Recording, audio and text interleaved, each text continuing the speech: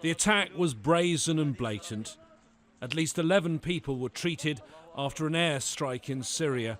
Chlorine was probably used. This the latest in a series of what seemed to have been chemical attacks.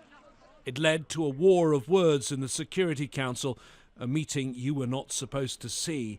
This regular monthly session on the issue is usually held behind closed doors, but an angry US ambassador demanded it was made public.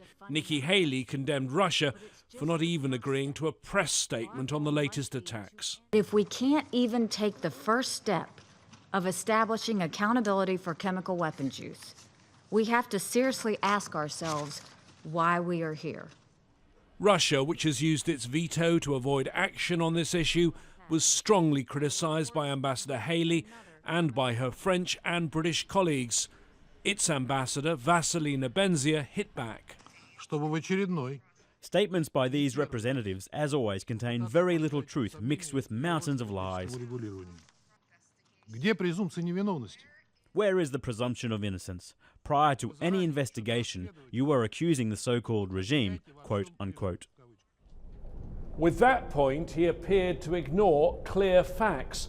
In 2015, the UN Security Council unanimously decided to create the Joint Investigative Mechanism, or JIM, to work out exactly who was guilty of chemical weapons use.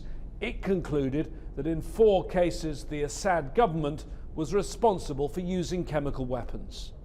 Soon afterwards, Russia used its veto to stop the renewal of the JIM, leaving the Security Council powerless. Does it just not highlight the impotence of the Security Council? I think you are very right.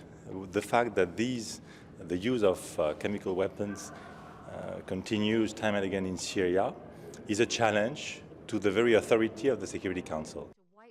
The Security Council continues to talk, but on this issue is unable to act. The continuing sporadic chemical attacks underlining its weakness and undermining the international consensus against the use of some of the world's most hideous weapons. James Bays, Al Jazeera, at the United Nations.